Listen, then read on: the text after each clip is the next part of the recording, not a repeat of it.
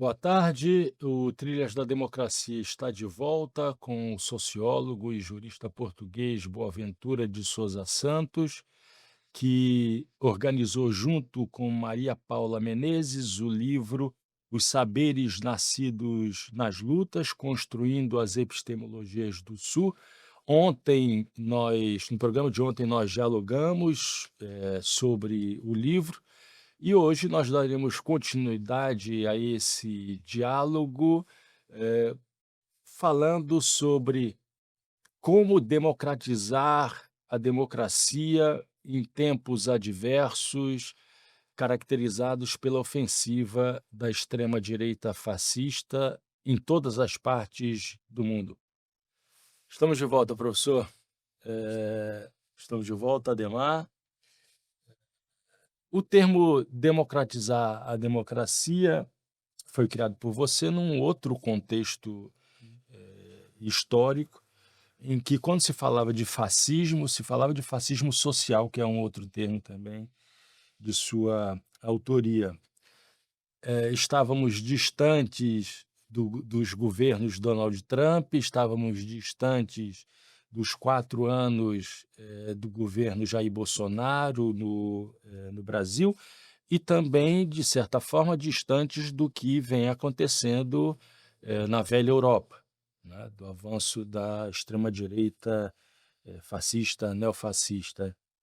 Quais são os desafios para democratizar a democracia num outro contexto que não é mais aquele, no qual foi criado, esse termo? Quais são os nossos desafios e o que está na ordem do dia para se vou usar um outro termo, para radicalizar a democracia em meio à adversidade? Há muita coisa, é uma boa pergunta, Marco. É que a primeira coisa que temos que fazer é defender a democracia, porque a democracia, a representativa liberal, tem uma característica, é que pode eleger antidemocratas. O Hitler foi exatamente isso, em 1932 ganhou as eleições. Ah, o Hitler só se nacionalizou alemão um ano antes de ser chanceler da América, da Alemanha, porque ele era austríaco, não é? Portanto, o grande problema da democracia é que ela está sempre à beira do caos. Isto é, ela tem de estar sempre a democratizar-se. Porque se não estiver a democratizar-se, está a desdemocratizar-se. Estamos a perder o ritmo. Ora bem, nós chegámos à conclusão, quer dizer, e quando digo nós, falo sobretudo dos democratas do mundo, e nomeadamente dos democratas de esquerda, sempre pensaram que a democracia era uma conquista irreversível e que, portanto, uma vez chegada à democracia, essa democracia seria para sempre e de alguma maneira, esta foi a ideia dominante que se criou depois, sobretudo, da queda do Muro de Berlim. Era a ideia de que o capitalismo tinha vencido, finalmente, historicamente, o mundo comunista. O mundo comunista não era uma democracia, o capitalismo não era ainda, todos os países eram democráticos, mas os mais desenvolvidos eram democratas e, portanto, a democracia seria o grande regime do futuro. Não se viu, no entanto, uma dificuldade, porque normalmente as dificuldades não se veem na altura em que elas surgem, só muito mais tarde. Nos anos 60, se o Marco fosse estudar a teoria democrática, ela veria uma coisa, é que todos os teóricos da teoria democrática defendiam que há condições para uma sociedade ser democrática. Não é fácil uma sociedade ser democrática. Para ser democrática, a sociedade tem que ter um nível de urbanização muito elevado, porque se cria a ideia, e se tinha a ideia, de que no mundo rural era muito difícil construir democracias. Ora bem, naquela altura, a grande parte da população mundial vivia no campo. Só desde 2010 é que a maioria da população vive nas cidades. Em 2020, 56% da população mundial vive em, em cidades. Em segundo lugar, era preciso uma reforma agrária. Porque se não houvesse uma reforma agrária, havia não só muita desigualdade do campo e também não haveria a tal urbanização. Portanto, a reforma agrária era fundamental para criar as condições que pudesse surgir uma democracia. Terceira condição, uma forte classe média. Porque a classe média tem muito a perder se perder a democracia. Porque já não tem, como dizia o Marx, as grilhetas a perder. Portanto, é uma classe que tem um investimento na sociedade atual suficientemente forte para não ser revolucionária, para não ir para uma revolução, e beneficia suficientemente da sociedade atual para não querer uma ditadura. E, portanto, a existência de classes médias é fundamentalmente importante para que haja uma democracia. Isto era a teoria que eu aprendi em Yale nos anos 60. Era assim que a gente pensava a teoria. E parece óbvio, digamos assim, tudo isto. Bem, a partir dos anos 80, quando vem o neoliberalismo, e aí um grande intelectual com muito respeito teve um papel muito importante nisso, foi o Amartya Sen, que veio com a ideia de que não há condições para a democracia. A democracia é uma condição para tudo o resto. Portanto, os países têm que ser democratas. E se querem apoio do Banco Mundial ou do Fórum Mundial, do Fórum Monetário Internacional, têm que ser democratas. E, portanto, a partir de meados dos anos 80, com o consenso de Washington, nós vamos impor a democracia a todos os países. Tem que fazer eleições. Ainda falávamos de Moçambique, pois claro, Moçambique tem que fazer eleições naquela altura, meados da década de 80. Se juntar estas duas teorias, elas são incompatíveis, não é? Porque muitos destes países que ficaram democratas não tinham condições para a democracia de acordo com a teoria anterior. Ora, o que se verificou, em meu entender, é que a teoria anterior era mais verdadeira que a teoria que veio depois. Isto é, as democracias foram mostrando muita debilidade ao longo dos últimos 40 anos, se quisermos, não é? Desde os anos 80. Quais eram as debilidades? Fundamentalmente, a democracia é a soberania do povo. Bem, a soberania do povo tem uma contradição grande com o capitalismo. O capitalismo é acumulação infinita. Há uma incompatibilidade. Essa incompatibilidade foi regulada, e foi regulada por um sistema que se chamou social-democracia. Ou seja, se nós conseguirmos que os capitalistas e os grandes rendimentos paguem impostos que ajudem a ter uma educação pública de qualidade, uma saúde pública de qualidade, um sistema de pensões públicos, etc., vai haver mais gente com investimento na sociedade capitalista e, portanto, não vai querer ser revolucionária, nem vai ser uma ditadura que pode ser violenta, e porque essa classe média também tem mais cultura, e como tem mais cultura, quer mais liberdade de ideias, e portanto também não gosta de uma ditadura. E portanto é nessa altura que efetivamente nós começamos a ver como é que nós podemos ir transformando estas democracias, enriquecendo as democracias, como e democracias consistentes. O que é que acontece? Essa democracia, de facto, para ser compatível com o capitalismo, tem que ter uma coisa: tem que ter a possibilidade de regular o capitalismo. E então surge, inclusive, uma teoria dentro da economia política, dos economistas, em França, sobretudo, Charles Boyer, que é chamada teoria da regulação. Como é que se regula o capitalismo? Sobretudo nas chamadas indústrias essenciais ou estratégicas, portanto, petróleos, infraestruturas, etc., que em muitos países continuam a ser públicas ainda, precisamente porque a social-democracia entendia que uma indústria que seja absolutamente estratégica, antes eram as minas, depois os caminhos de ferro, etc., deviam ser nacionalizados porque são estrategicamente importantes para a sobrevivência de um país e, portanto, não podem estar na mão de privados. Bem, portanto, era a ideia de que a democracia podia regular o capitalismo.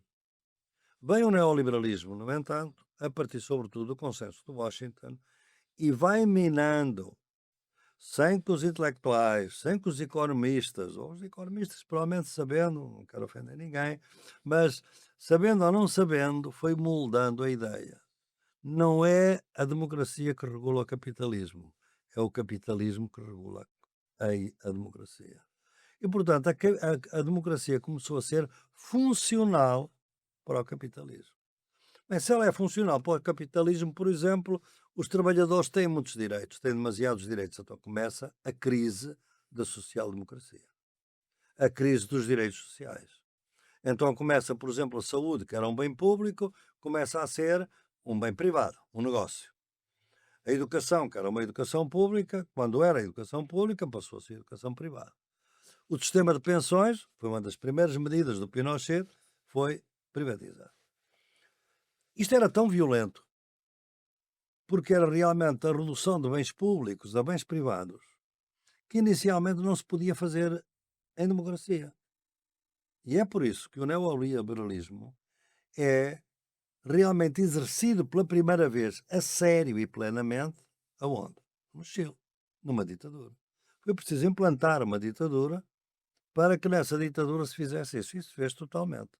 Portanto, privatizaram-se o cobre, privatizou-se tudo. O Chile ainda hoje é uma sociedade muito desigual pela privatização de todos os serviços que foram feitos. Portanto, isto foi criando o quê? Que a democracia começou a dizer muito pouco às famílias. Havia muitos inquéritos internacionais que falavam que os latino-americanos não se interessam pela democracia.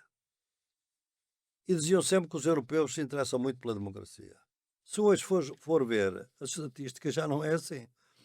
Porque as pessoas se interessam pela democracia se ela lhes significar alguma coisa nos bolsos da família.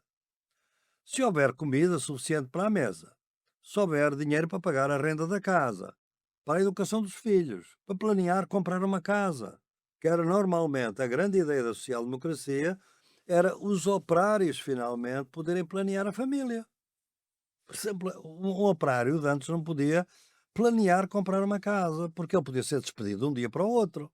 E depois como é que pagava as prestações? Além do mais, a comprar uma casa era uma prestação, e essa prestação não era uma fração muito forte do seu rendimento.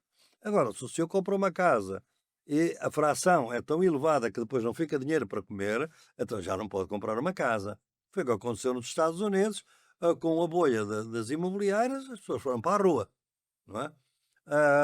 Hoje, pessoas, minhas amigas que vivem no Canadá, depois da crise económica, passaram a ter que pagar hipotecas tão elevadas pelas suas casas, que neste momento tiveram que alugar quartos dentro das casas para poder pagar a prestação mensal, e são professores universitários. Imagina o resto. Portanto, nós temos vindo a assistir a um processo lento de descaracterização da democracia.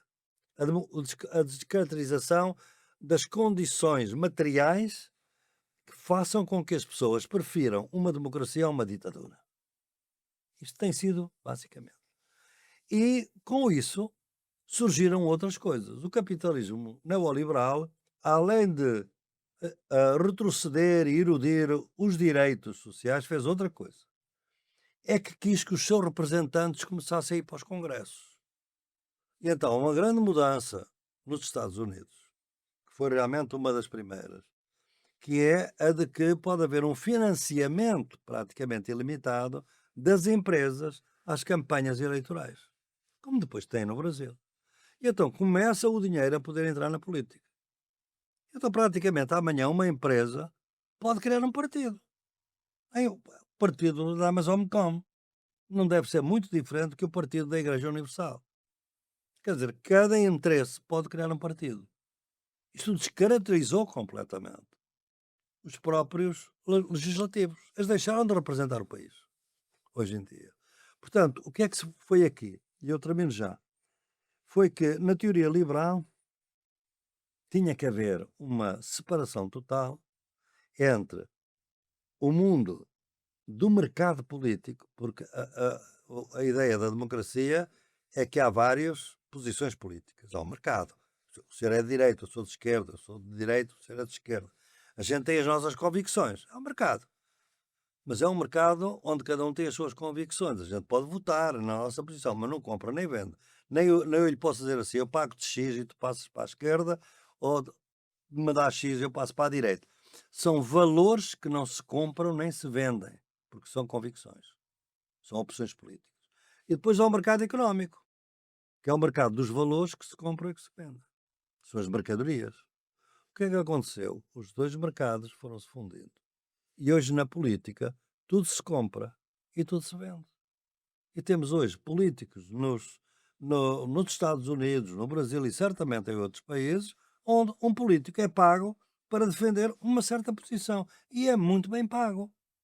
Portanto, é o fim da democracia, em meu entender. Portanto, a democracia está a entrar numa crise profunda,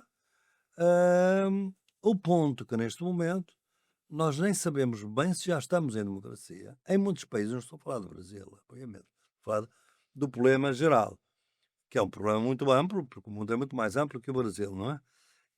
Estamos a entrar num sistema que nós chamamos de autoritarismo eleitoral.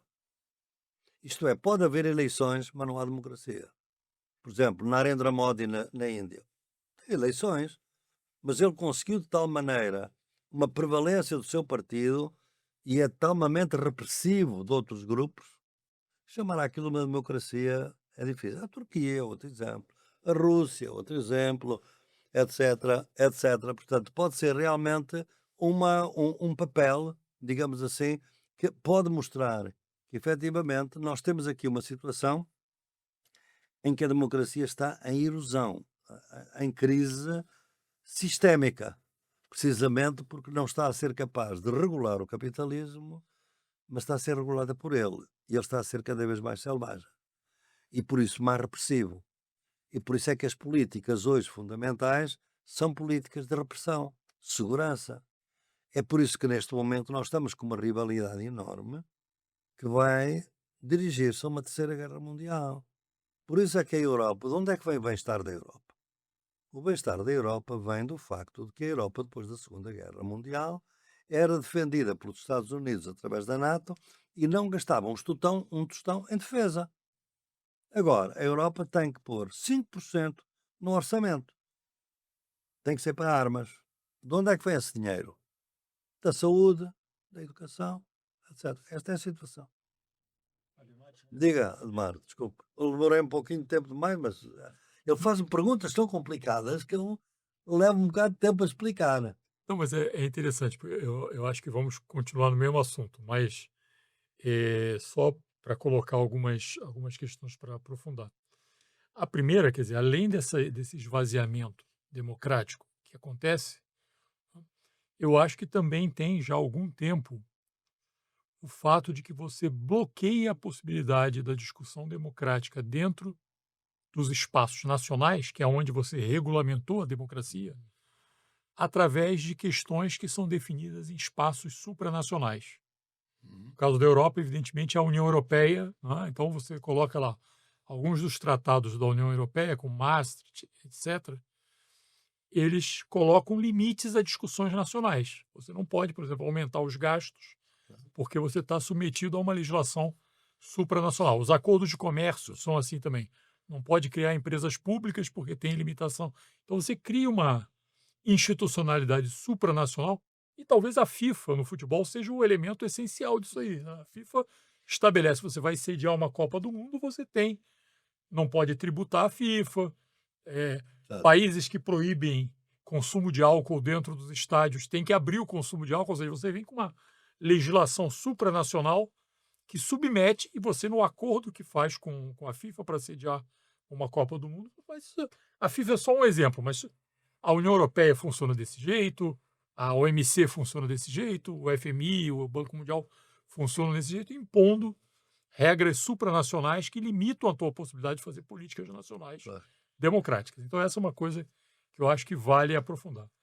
A outra é um pouco que a gente começou a discutir no programa passado, né, e a gente discutiu isso com os evangélicos, mas quando o professor Boaventura ele cita, por exemplo, o Modi na Índia, isso abre para uma discussão que é o seguinte: não são só.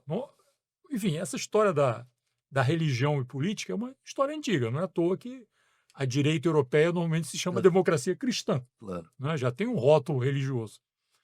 Mas o que a gente viu no período recente, afora essa questão evangélica nos Estados Unidos e nas Américas todas, quando você vai para o outro lado, também é assim. Ou seja, não é só o mod, eu vou pegar religiões diferentes. O mod na Índia, com os hindus, e o nacionalismo religioso hindu, mas é o caso também do Erdogan na Turquia, com a questão muçulmana e também o nacionalismo. É o caso de Israel, clássico, né? Que a direita de Israel é legitimada pelo apoio religioso.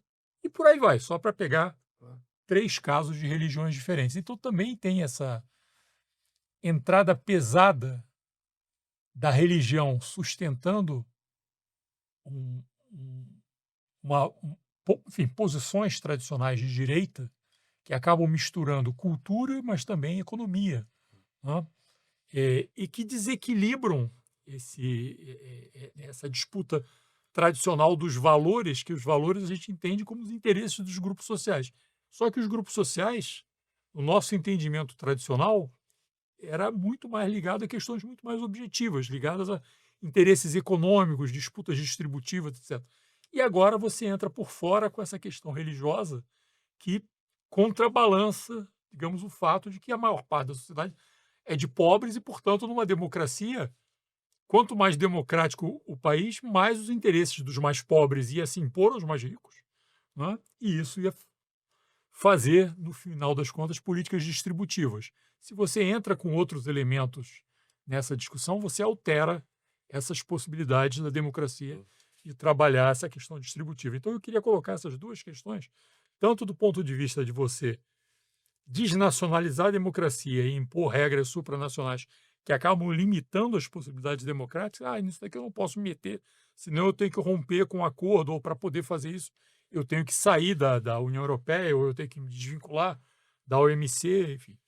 Quanto à questão dessa influência religiosa, que a gente já discutiu no outro programa, só que no programa anterior a gente discutiu muito focado na questão das Américas, que é a questão do cristianismo evangélico. E agora, eu acho que isso que você colocou sobre o mod abre essa discussão para o resto do mundo, porque não é só no cristianismo que acontece isso, mas acontece também no hinduísmo, no islamismo, no judaísmo, etc. Não, Ademar, tem toda a razão. Eu acho que o primeiro problema que põe, a questão da soberania, eu acho que é fundamental. E é fundamental porque o Brasil sempre foi, aliás, bastante soberanista, digamos assim, não é? E o Itamaraty sempre teve muito essa lógica soberana. O presidente Lula muitas vezes refere isso, e eu acho isso extraordinário. Bem, realmente a globalização ocorreu. Não ocorreu, quiçá, na forma que a gente pensava, mas ela ocorreu.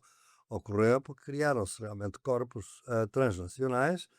Os primeiros, obviamente, foram o próprio Banco Mundial e o Fundo Monetário Internacional, quando fizeram os ajustamentos estruturais a partir dos anos 80, foi assim, eu assisti ao fim da indústria do caju em Moçambique, porque havia uma vantagem comparativa, que era a China processava o caju mais barato que o Moçambique.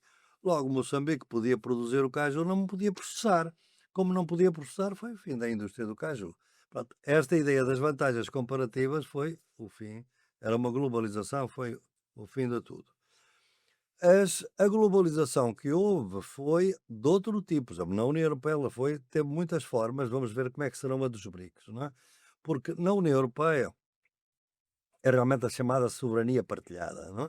Portanto, é realmente um processo de alta intensidade de partilhar soberania, sendo que os partidos que mandam é a França e a Alemanha. Não tínhamos dúvidas nenhumas.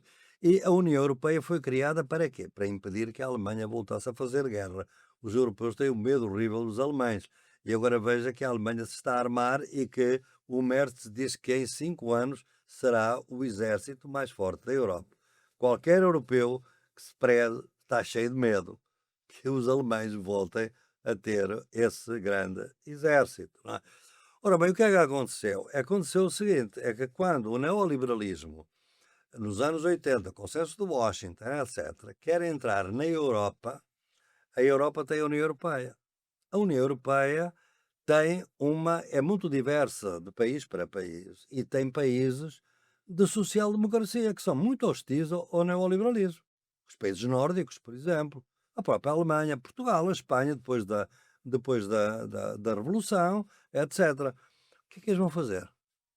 Eles vão minar a União Europeia.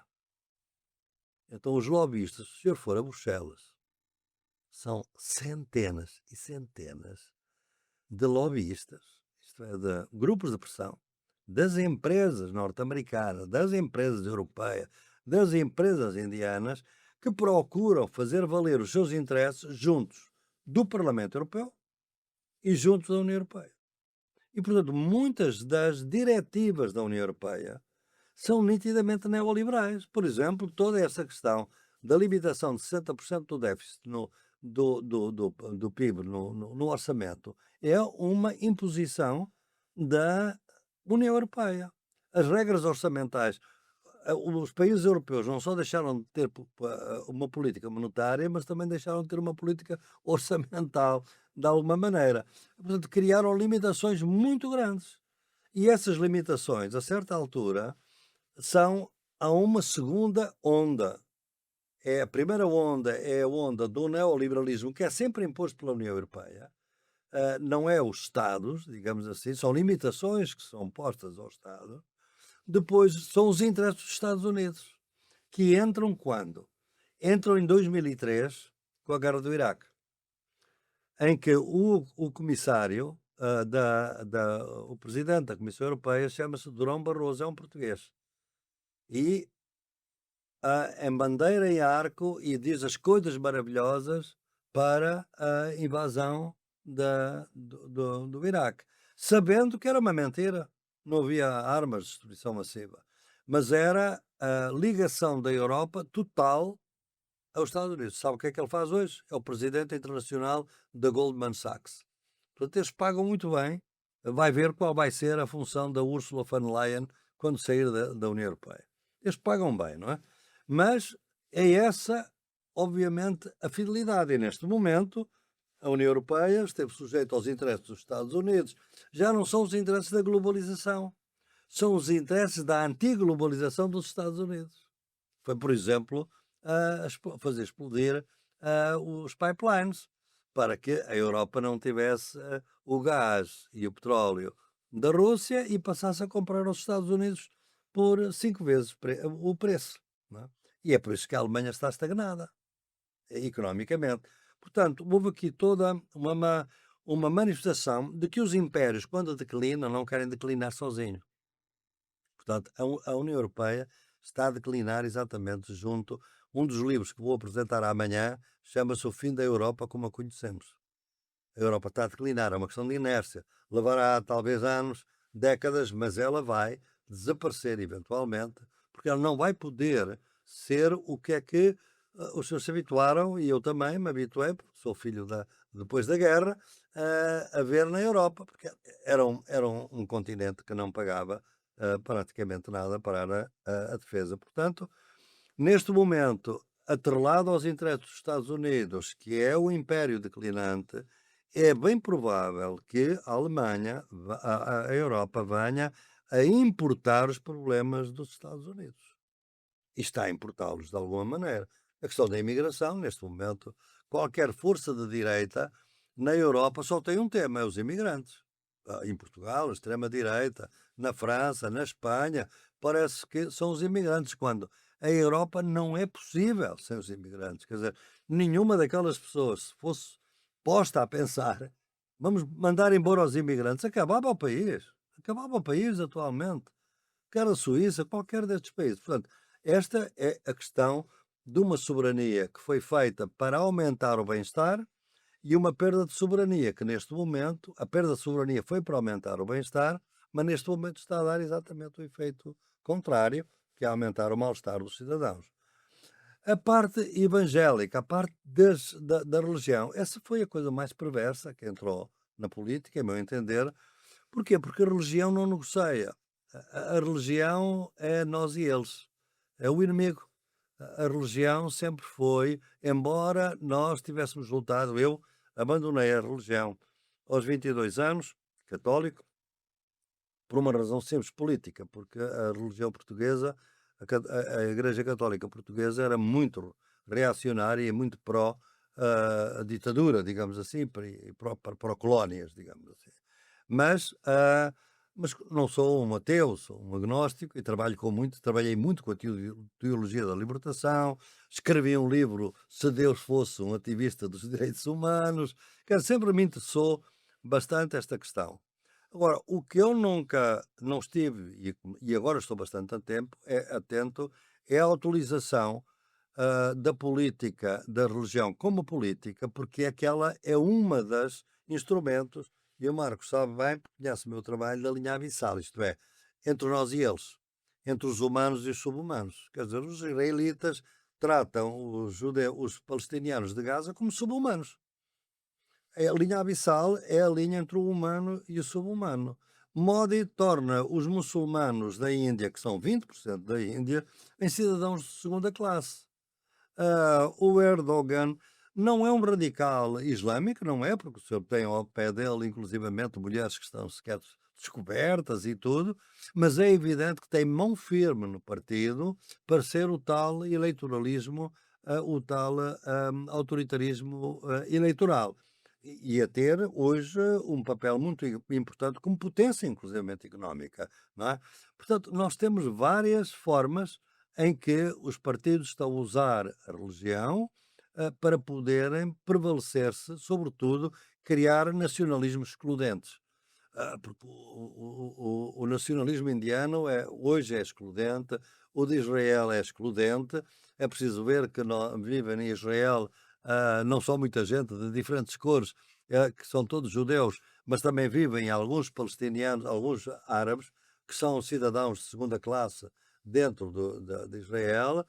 É realmente uma impossibilidade de ter a paz se a religião, e veja, a Europa tem uma boa tradição, porque teve uma má tradição, porque teve 30 anos de guerras religiosas até 1640.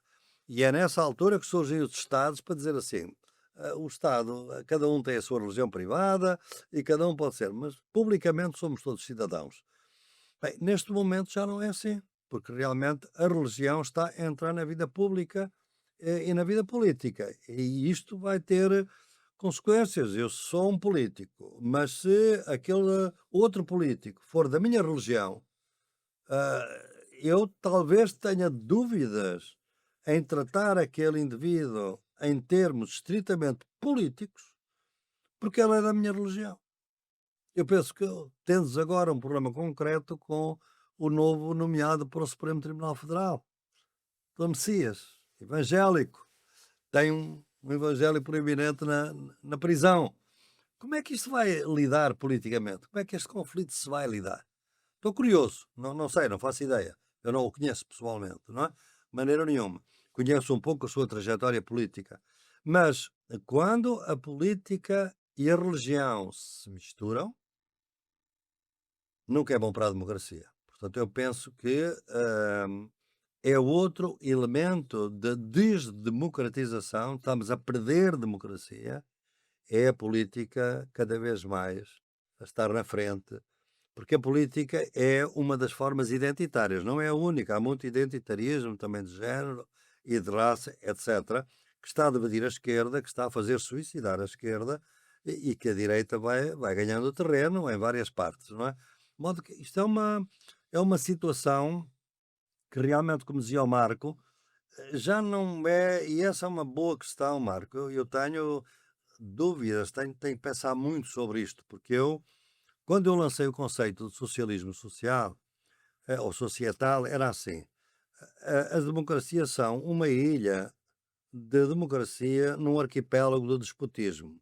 Porquê? Porque na fábrica não há democracia, na família não há democracia, na escola não há democracia, na comunidade não há democracia. Só há democracia nas relações internacionais, não há democracia. Há democracia na cidadania. Portanto, é esta ilha de cidadania, de cidadão público, de vida pública, é democrática. Mas o resto é muito despotismo. E, portanto, uma democracia forte é aquela que vai eliminando os fascismos que estão na família, na comunidade, na fábrica, no mundo, etc. Bem, não foi essa a evolução, infelizmente, o que nós estamos a ver é que o fascismo social está-se a transformar em fascismo político. Não é propriamente um fascismo tradicional, quer dizer, a ditadura deixou de estar na moda, mas não sabemos até quando. Não sabemos até quando. O chefe da extrema-direita em Portugal diz que nós precisamos de 3 Salazares. Salazar era o ditador de Portugal durante 48 anos. Ventura, né? O Ventura, exatamente. Portanto, isto é extremamente perigoso.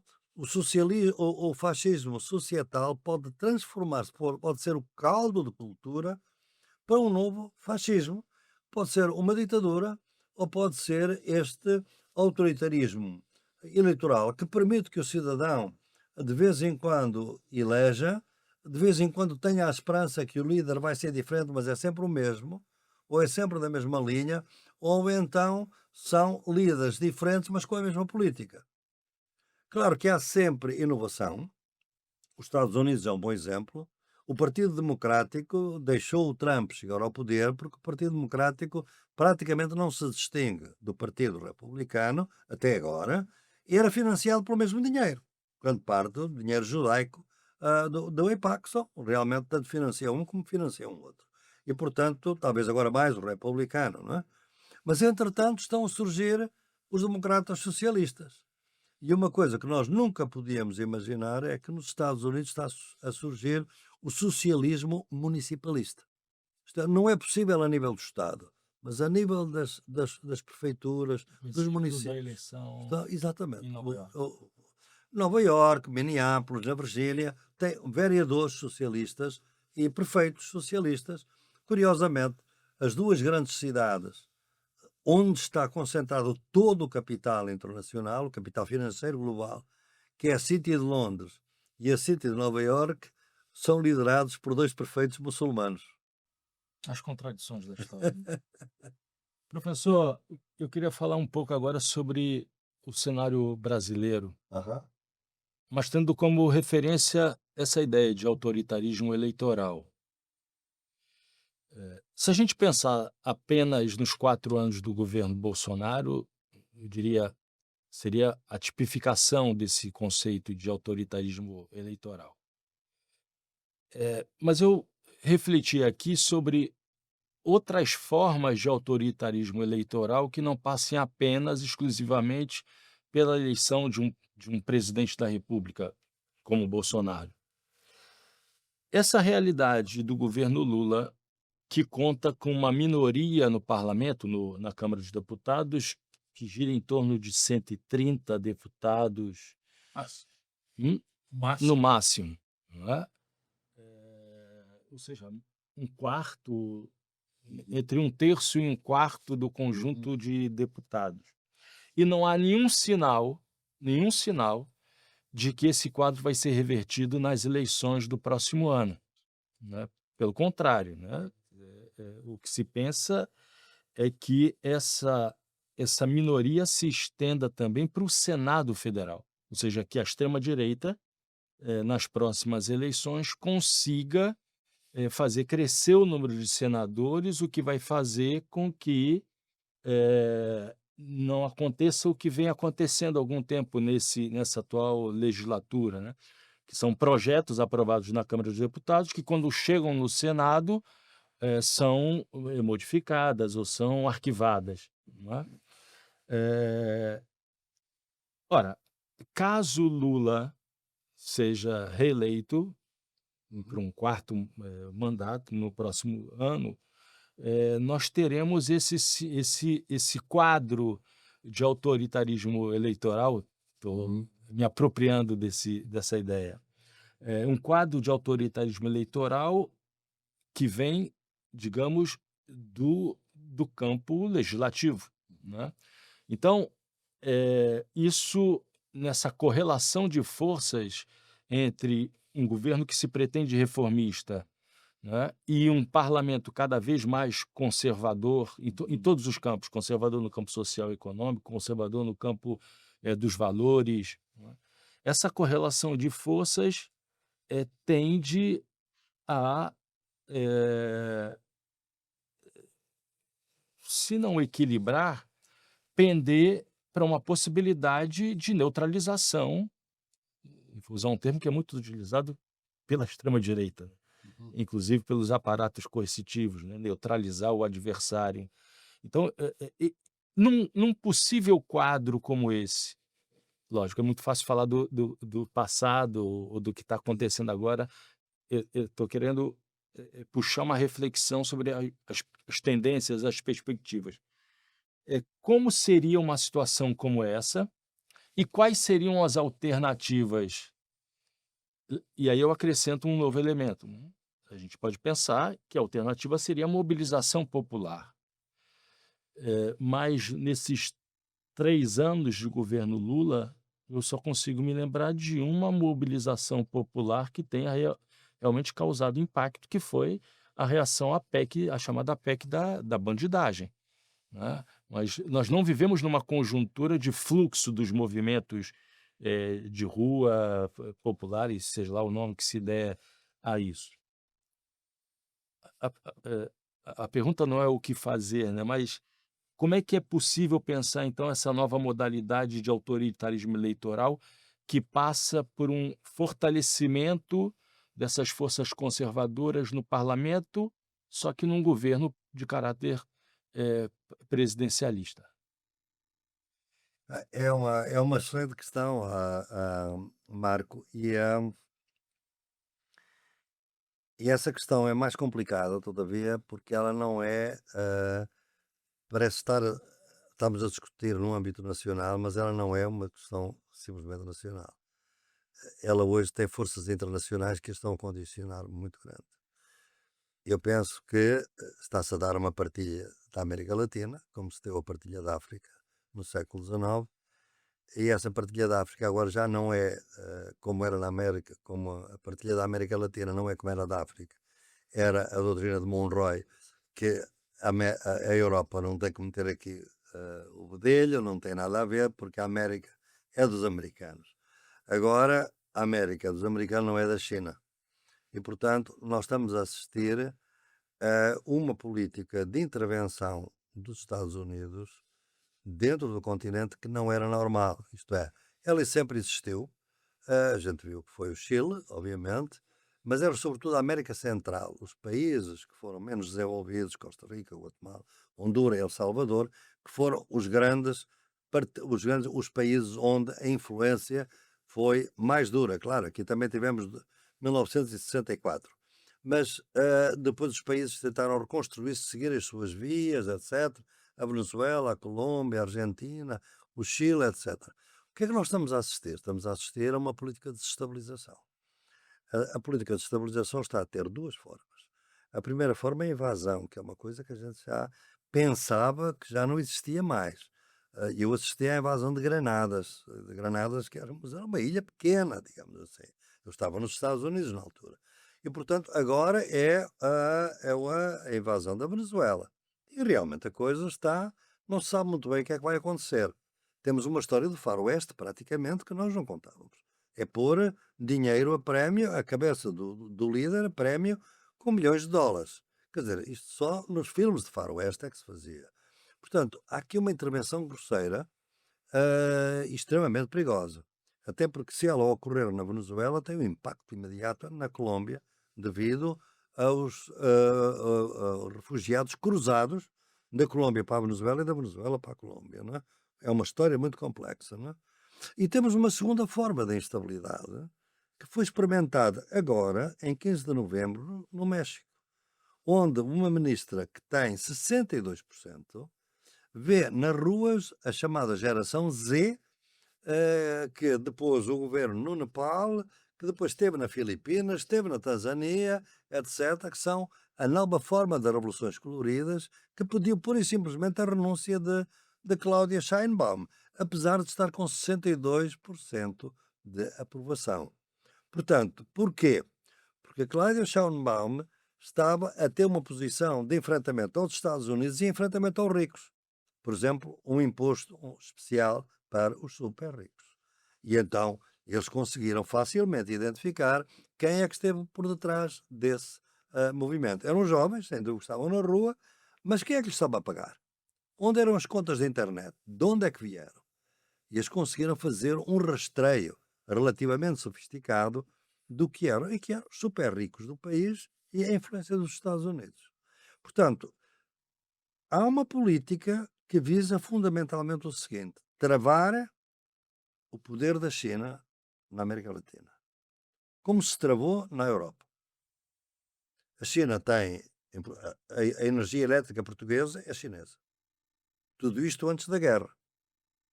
Mas a China ia fazer um grande porto, ou controlar um grande porto, Porto de Sines. Isso já foi posto de parte, é um controle americano. Isto é, neste momento, uma empresa holandesa nacionalizou a empresa de microchips de alta a sofisticação da China. Bem, imediatamente a indústria automóvel dos Estados Unidos teve que parar, porque depende daqueles chips.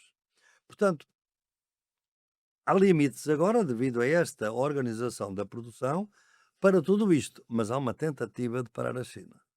E os países da América Latina têm suficientes relações com a China, que têm interesse económico em manter a China, porque a China, como império ascendente, como todos os impérios ascendentes, prometem desenvolvimento. O senhor vai à África, o que oferece os Estados Unidos?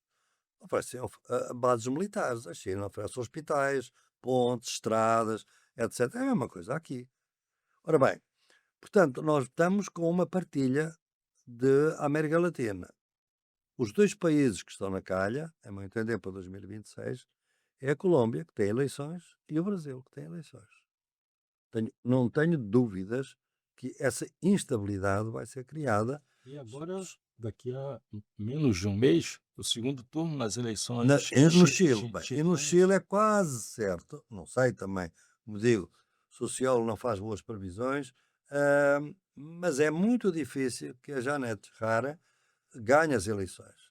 É uma mulher extraordinária, foi a melhor ministro do Trabalho do Boris, mas a direita toda juntou-se ao CAST. E se juntar toda essa direita, se isto funcionar, a direita ganha. Mas nunca se sabe. A gente também pensava que ia ganhar a Constituição e perdeu a Constituição. Pode ser, mas eu não vejo muito provável que ela ganhe com toda a franqueza. Não se deve esquecer, professor, é que o ano passado, um dos principais líderes do Partido Comunista no Chile, Daniel Radcliffe, foi prefeito Claro, grande amigo. da Recoleta durante 3 mandatos e sofreu um processo típico do lawfare. Claro, E se encontra hoje em prisão domiciliar, o que abalou muito claro. qualquer candidatura do Estão Partido aqui as mensagens dele para mim, porque realmente eu sou muito amigo dele, porque eu fui vítima, obviamente, de uma difamação, como certamente conhece. Eu estava no Chile nessa altura. E ele estava no Chile para quê? Para ver exatamente o trabalho extraordinário que ele estava a fazer. Mas eu vi que aquele trabalho ia chocar com os grandes interesses do Chile, por exemplo, as farmácias populares. Eram 3 os monopólios das farmácias do Chile que punham os preços altos, que é o outro grande problema neste momento. É a moradia, que é uma das coisas que vai ser aqui, tem o problema das comunidades, que vão resolvendo o problema da moradia, mas não é propriamente uma boa resolução. A outra é que, à medida que as sociedades envelhecem, os doentes tornam-se crónicos e necessitam de medicamentos. Os medicamentos não podem deixar de ser tomados. E então, neste momento, a indústria farmacêutica está praticamente numa lógica de liberalização total falo da Europa, dos preços. E os preços subiram assim, de uma coisa que custava 5 euros, passa a custar 25. Assim. E são medicamentos necessários. Portanto, eu penso que a situação não é brilhante. Sobretudo por o seguinte, é que a esquerda só tem uma pessoa, que é o Lula. O Lula tem, obviamente, uma capacidade extraordinária, mas é a única pessoa que pode efetivamente controlar este processo. Controlar o processo eleitoral. Mas não controla, nem vai poder controlar, uma intenção reformista com um legislativo contra-reformista.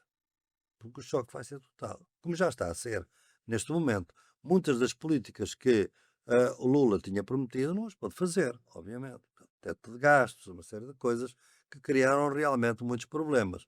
Portanto, o que eu penso é que o Brasil vai passar por uma política de instabilidade, porque os Estados Unidos não querem de maneira isto. toda esta ideia, todo este circo que agora se diz que afinal o Lula já é amigo do Trump, ninguém acredita nisso, porque o Trump não é amigo de ninguém. O Trump é amigo dos seus negócios. E, portanto, está a ver, como ele diz, o pior possível do Mamdani e depois recebe-o na Casa Branca. Porquê? Porque ele quer os seus investimentos em Nova Iorque e quer ver se o Mamdani não estraga muito os seus investimentos imobiliários em Nova Iorque. Portanto, é um homem que vê negócios, não vê política. E ele aqui no Brasil, de duas uma, ou o Brasil se alinha com os Estados Unidos, ou se quer essa posição, digamos, autónoma, em relação à China, ele pode ter, mas não sei se ele vai consenti-lo da mesma forma que garantiu em relação à Arábia Saudita. Porque a Arábia Saudita está no Médio Oriente. Vendeu-lhe os F-35, ou seja, só o Israel é que tinha F-35. Portanto, deu F-35 à Arábia Saudita, mas a Arábia Saudita não lhe disse que ia negociar com a China em dólares.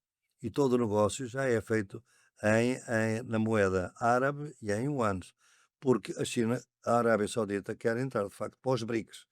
O Brasil é a democracia mais importante dos BRICS, porque a África do Sul também tem muito problema e, portanto, uma democracia é sempre mais fácil de desestabilizar. A China é muito difícil de desestabilizar a China.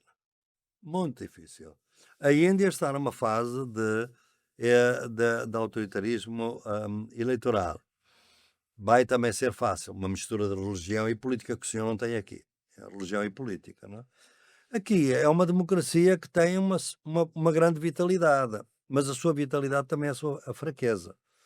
Porquê? Porque realmente, se não houver uma reforma política, este é que é o grande problema. Eu acho que o Brasil precisa urgentemente de uma reforma política, porque na situação atual o Congresso não representa o país. O Congresso não diz nada sobre o país.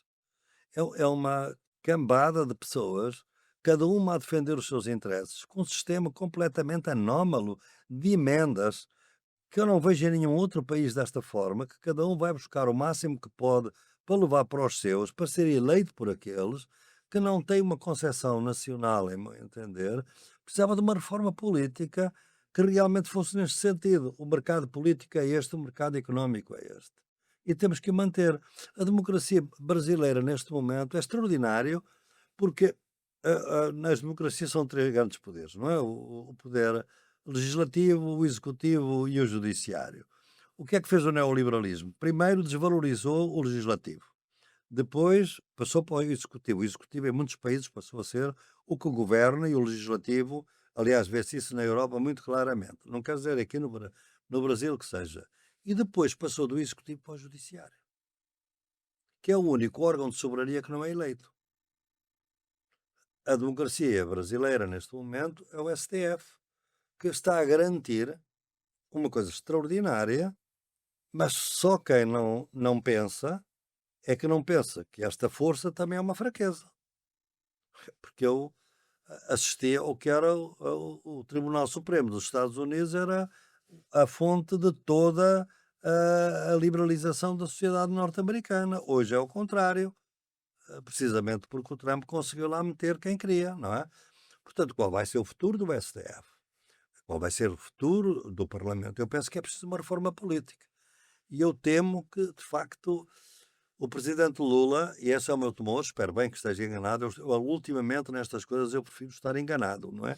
Mas, porque eu acho que, quero que ele ganhe, obviamente tudo farei, apesar de ser estrangeiro, para que ele ganhe e que realmente consiga que as forças que são contrárias ao seu projeto não tenham tanto poder que o bloqueiem totalmente, porque se o bloquearem totalmente, vão também bloquear as forças de esquerda. Vai ser muito difícil reconstruir uma esquerda com gente que neste momento não aparece, é muito pouco conhecida, digamos, os sucessores, a segunda geração da esquerda brasileira é muito pouco conhecida. Há nomes, eu podia lhe dar nomes, e todos nós podemos dar nomes, mas não estão a ser suficientemente acarinhados e amparados para poderem. Temos nomes que poderiam ser extraordinários, um Tarso Genro podia ser extraordinário, mas foi, a meu entender, desaproveitado. Temos agora gente da nova geração que está por aí, Rodrigo Neves é um deles, há muitos outros, o Haddad foi também uma pessoa que está aí, a Gleisi, há muitos que estão por aí, mas não estão suficientemente perto de poderem captar a atenção do povo, que é muito dominado pelas redes sociais, é um dos povos mais dominado pelas redes sociais e pela televisão, que não é propriamente reformista, é contra-reformista. Professor, nós temos 5 minutos. Essa pergunta última que eu vou fazer daria um outro programa. Vou apelar para a sua capacidade de síntese. Vou tentar. Por falar em futuro e por falar em reforma, a Adhemar falou de várias instituições supranacionais. Eu gostaria de falar uma que não foi citada ainda, que é a ONU. A ONU tem futuro? A ONU é capacidade de se reformar?